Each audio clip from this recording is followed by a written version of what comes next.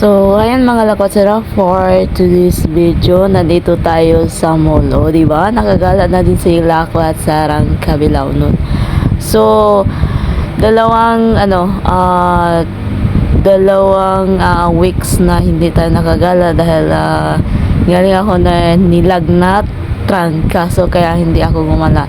So as of now, ngayon lang tayo nakagala dito sa mall. So location na to mga lakotsera. Nandito tayo sa SM Fairview, Quezon City. O di ba ang layo-layo?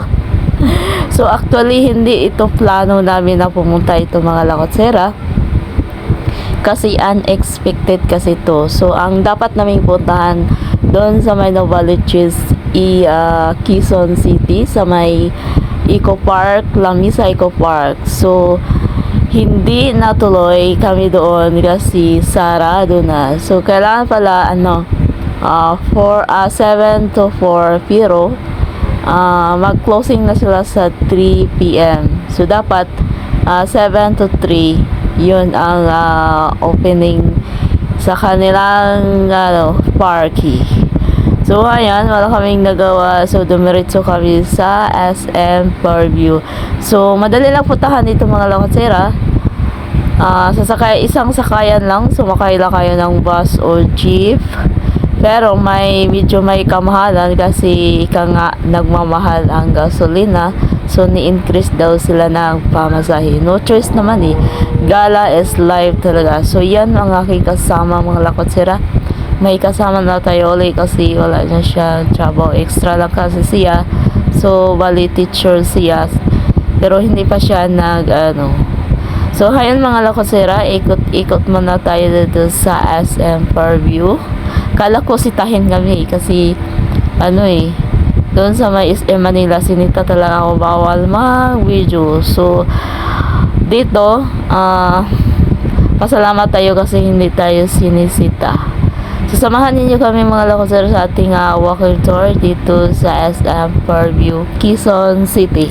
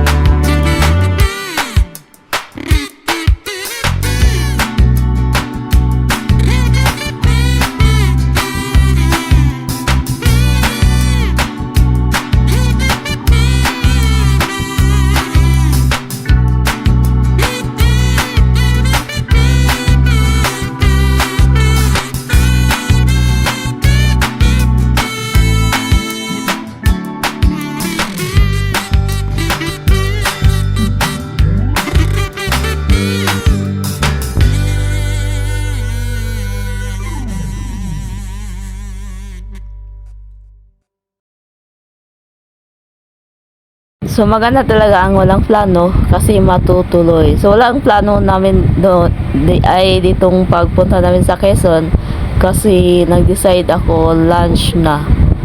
So dapat umaga tayo punta dito para hindi tayo mabitin sa oras, tapos ang layo-layo na. Mahigit isang oras ang biyahe natin. Bukod sa malayo, medyo traffic. So, no choice naman tayo mga lakotsira kasi unexpected ang aming paggala dito. Kaya, nauwi kami dito sa SM. Dapat doon kami walking tour doon sa may Eco Park. So, by the way, doon sa Eco Park, 2 beses na tayo kung nakapasok sana tayo ngayon, 2 beses na tayong nakapunta sa Eco Park. Last punta ko doon medyo matagal-tagal na, kasama ko din yung isang kaso nandoon na siya sa ibang bansa. So ngayon napadpad kami dito kasi ika nga unexpected, tapos alangan ng oras. Hindi naman naisip namin na alangin. Akala ko kasi pwede pa 3 o'clock kasi ang kasi 4 o'clock. So, nagtanong kami doon kung magkano ang entrance 20. Kaya pala, medyo ang 20, medyo okay naman. Purong mga punong kahoy. Kaso, may ginawa silang renovation. Kaya 20 lang at saka hindi lahat ang magalaan mo. So, no choice talaga tayo So, ngayon, iikotin natin ang hindi buong SM kasi ang lawak ng SM Fairview dito sa may Quezon. O, diba? So, pangalawa din natin yung pagkakataong pumunta dito mga lakotsira. Pero nung unang punta namin, kumain na kami kasi gutom na kami. Iba yung kasama ko. So, madaming stop toys dito mga lakotsira, ang ganda ng mga stop toys dito. Kunwari so yun, iba't ibang klase mga stop toys na magaganda, iba't ibang klase. So hanggang tingin lang tayo mga lakotsira, hanggang video lang kasi window shopping lang ginawa natin kasi wala pa tayong budget sa mga ditong bagay. Alam mo, 399 ang yung inaanuhan ko, 399. Medyo may kamahalan din, di ba? Pero medyo maganda naman. So, yun. Iniikot lang namin dito sa may nag-window shopping na tayo kasi yung may naman tayo, pero yung budget, iba kasi ang budget sa So, no choice tayo. Tingin-tingin lang tayo mga lakotsira hanggang sa mapagod tayo, charot. So, nagpaano lang kami dito kung sa baga, nagpaano ng oras kasi may oras pa kami. At saka maya-maya uuwi na lang tayo kasi malayong uuwian pa namin. Recto. Diba? Isipin nyo, Quezon to Recto sa Manila. Ang layo-layo. Pero hindi namin isip ang layo kasi alam mo na, gala is life talaga So, yan ang mini. Diba ang ganda ng nila. So, ayan, nandito tayo sa first floor. Ang ganda ng design dito. So, ditong banda mga lakotsira, medyo pauwi na tayo kasi hindi tayong pwedeng magabi dito kasi ang oras ng ating at saka malayo pang ating uuwian. At saka wala pa kaming hapunan. Anong gagawin natin ron? So, ayan, medyo pero hindi namin inikot lahat ng SM Fairview kasi ang lawak kasi ito first floor, second floor lang to. And then, ang lawak siya. O, diba? Nakagala din na wala sa oras. Kasi tinamad ako Kasi this time, Friday and hindi Friday, yun? Sabado yata Oo. Walang pasok kasi So, actually, ang paggala ko kasi Sabado kasi may pasok ako Monday to Friday. So, Sabado at Sunday lang ang ating available sa paggala. Pero priority ko yung Sabado pagala at saka yung Sunday family time. Oh, family time. Sana all may family time. O, diba? Ang lawak ng, SM Fairview. Tapos may ano pa, oh. Yun, o, diba?